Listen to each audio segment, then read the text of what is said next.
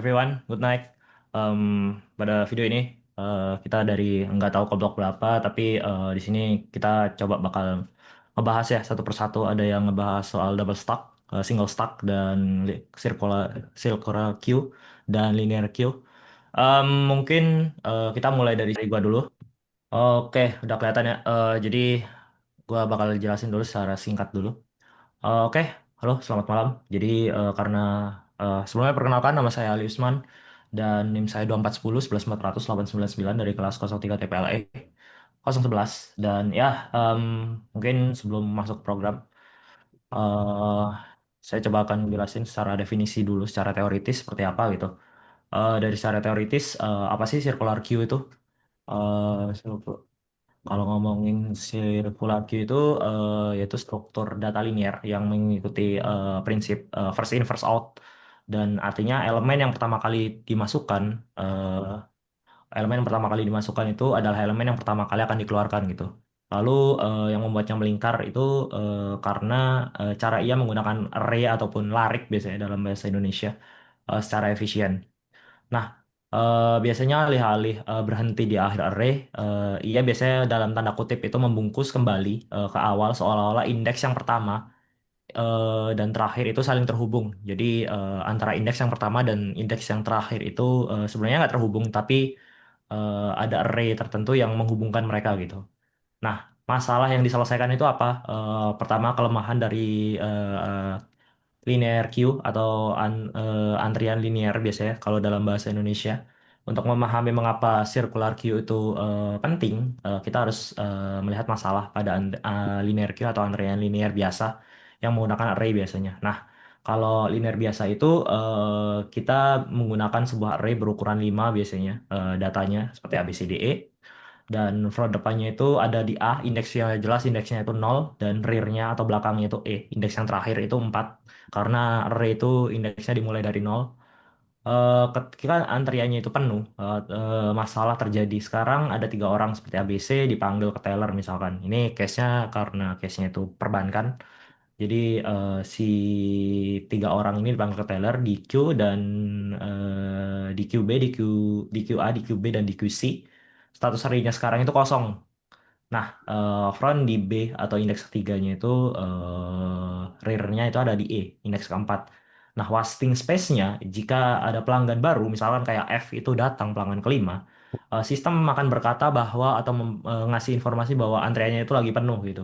Padahal indeks 0, 1, dan 2 itu sebenarnya masih kosong, itu belum dipanggil atau belum dieksekusi sama compilernya atau programnya gitu. Nah, ini adalah pemborosan memori yang cukup besar sebenarnya. Nah, untuk solusinya seperti apa? Cara kerja circular queue itu, circular queue memecahkan masalah ini dengan membiarkan antrian atau membungkus array dengan menggunakan dua penanda, yaitu biasanya disebut pointer di C++, front dan near. Front itu biasanya menunjukkan elemen paling depan di antrian dan yang akan dipanggil berikutnya, dan rear itu biasanya menunjukkan elemen paling belakang di antriannya yang baru saja ditambahkan gitu. Nah, tanpa berlama-lama mungkin di sini ada contoh programnya. Di sini saya buat menggunakan C++.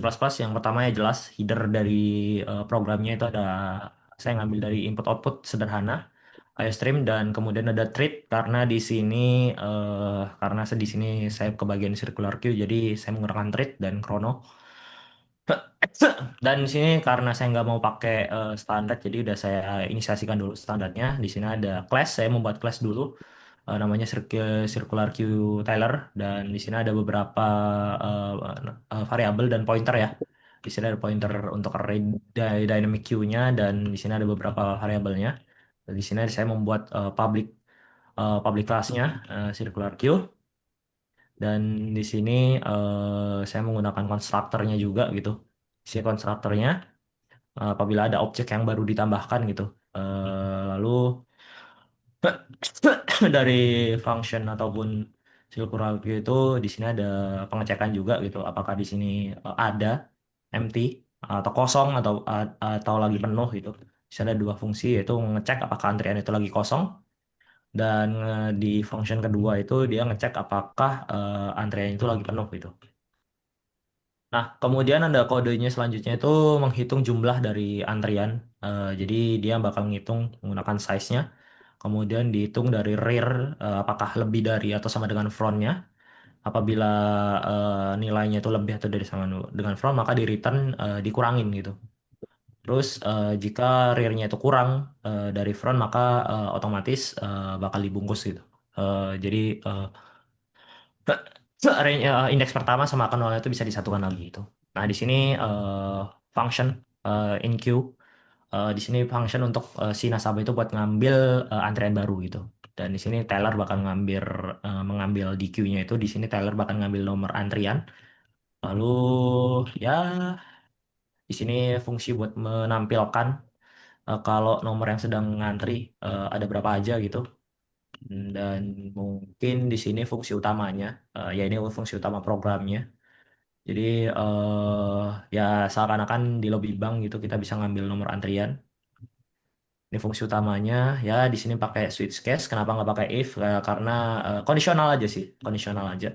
Lebih lebih kalau case-case tertentu kayak begini lebih lebih optimal menggunakan switch case daripada if else. Ya eh kalau si di sini case-nya si case pertama itu mengambil nomor kemudian Tyler bakal manggil dan Tyler akan memunculkan nomornya dan setelah itu program selesai dan di sini ada apabila ada tindakan lanjutan misalkan kayak milih nomor 5 gitu si user bakal tidak valid gitu. Ya selesai sih. Jadi mungkin kita bisa running programnya dulu ya. Saya bakal coba buka terminal dulu. Um,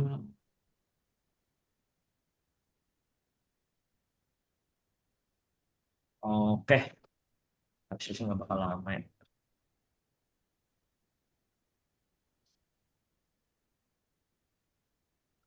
Oke, di sini programnya jalan. Pertama, kita harus ngambil nomor dulu, nomor antrian. Nah, setelah kita ngambil nomor antrian, kita bakal manggil antriannya. Nah, si Tyler itu bakal manggil si antrian 101 gitu. Nah, kita diminta ngambil ke loket, dan setelah itu kita bakal ditampilkan gitu. Antriannya. Oh, ternyata antriannya kosong. Dan setelah itu, dan setelah itu ya program selesai sih sebenarnya untuk Patra ini. Ya, mungkin itu aja sih kalau dari saya. Apabila ada kurang lebihnya saya mohon maaf. Mungkin bisa dilanjutkan ke yang lain gitu. Oke, terima kasih. Bismillahirrahmanirrahim. Assalamualaikum warahmatullahi wabarakatuh. Selamat malam semuanya. Eh, dengan saya Ahmad Faisarkan, 03 TPLE 011, Fakultas Ilmu Komputer, Teknik Informatika. Salah ketemu di sini. Oke. Di sini dari salah satu dari salah satu 4 poin itu, yaitu single stack ya. Saya mengambil single stack di sini. Eh, saya mengambil yang paling dasar yaitu palindrome checker ya. Palindrome checker, mengecek kata palindrome menggunakan stack ya. Dari sini ya simple sih. Dari sini mulai dari di sini langsung ke push setiap huruf ke stack dari for huruf in kata langsung masuk. Di sini huruf yang di push, huruf yang dimasukkan ya. Jadi nanti ketika sudah itu push semua huruf untuk membentuk kata terbalik. Jadi ya kata-kata yang pertama masuk itu akan jadi yang terakhir keluar. LIFO, last in, last out ya. Jadi nanti eh, di sini program akan apa ya mengecek apakah sama dengan kata yang aslinya gitu ketika dibalik. Gitu. Jika nanti eh, katanya sama, maka terdeteksi adalah kata yang sama kata palindrom. Jika salah, maka kata itu bukan kata palindrom. Contoh penggunaan di sini seperti kayak ya. Di sini, ya, ntar dulu, clear dulu ya.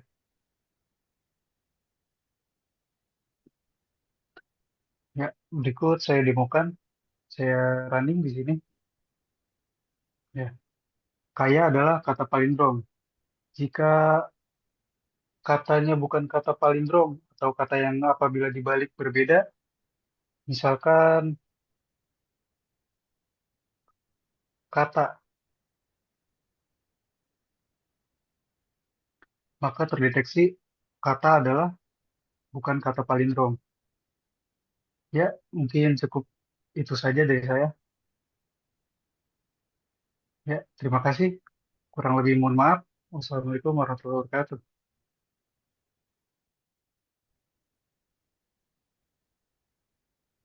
Ya, Waalaikumsalam warahmatullahi wabarakatuh. Mungkin untuk melanjutkan uh, topik single stack, mungkin saya selanjutnya dari saya kali ya. Oke,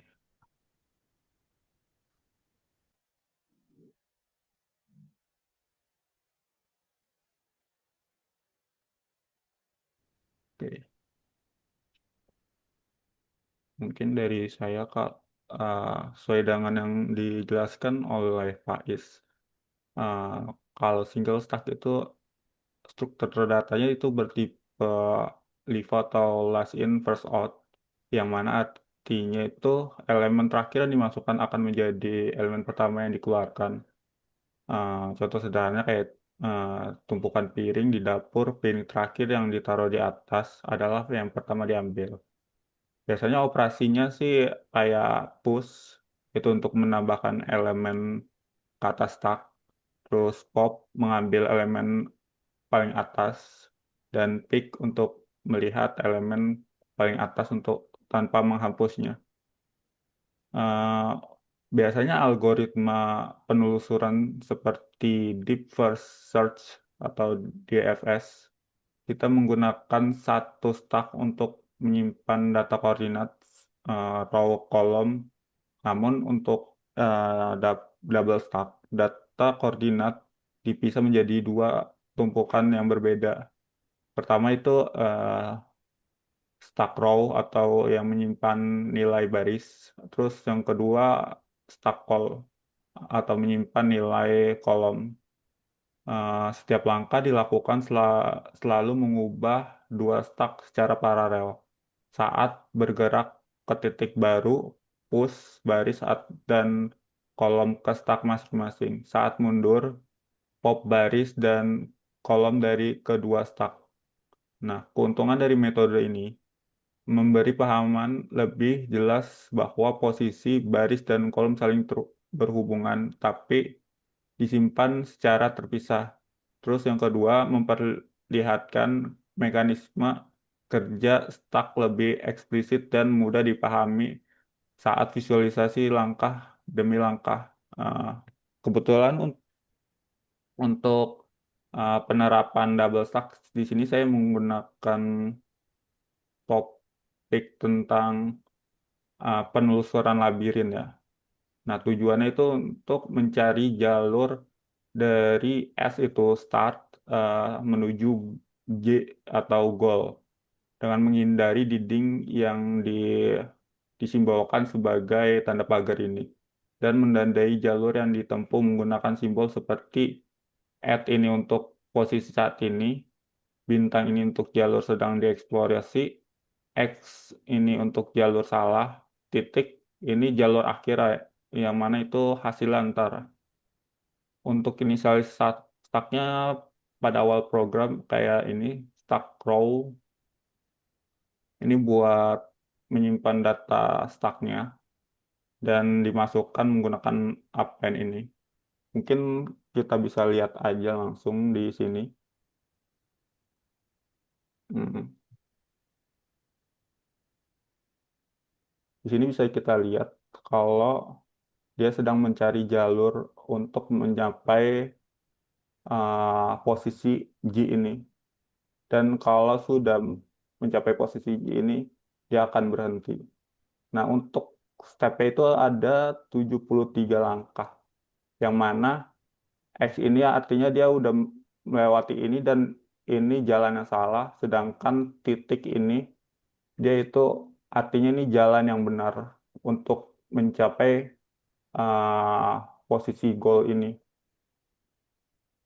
Dan untuk kesimpulannya ya, uh, konsep stuck dalam simulasi labirin ini memperjelas peran stuck dalam algoritma DFS, menunjukkan bagaimana data baris dan kolom bisa dikelola terpisah tapi sinkron, mempermudah pembelajaran struktur data dengan contoh visual.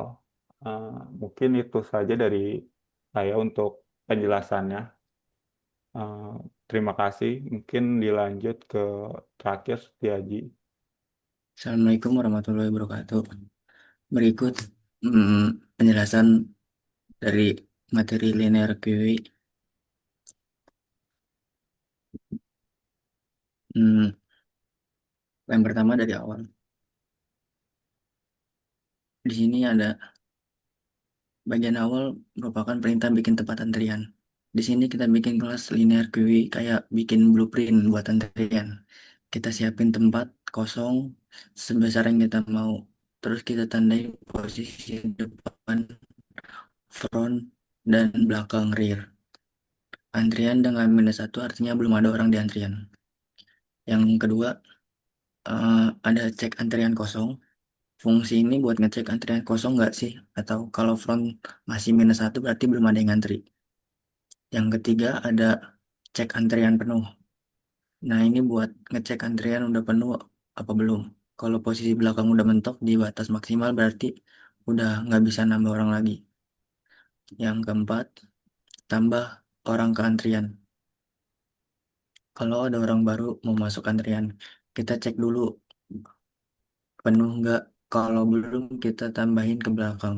Kalau antrian sebelumnya kosong, kita tandain posisi depan jadi 0. Terus kita geser posisi belakang dan masukin orangnya ke situ. Yang kelima, hapus orang dari depan. Kalau ada orang keluar dari antrian, kita ambil dari depan, kita kosongin tempatnya. Terus geser posisi ke depan, eh terus geser posisi depan ke kanan. Kalau ternyata udah nggak ada orang lagi, kita reset posisi depan dan belakang ke 1. Yang keenam, lihat isi antrian. Kalau kita pengen lihat siapa aja yang lagi ngantri, kita tampilkan dari posisi depan sampai belakang. Kalau kosong, yang kita bilang kosong. Dan sekian mungkin cukup untuk penjelasannya.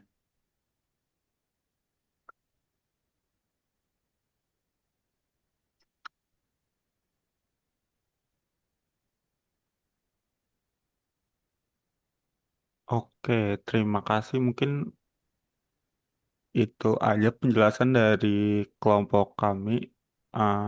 Kurang lebihnya mohon maaf. Terima kasih.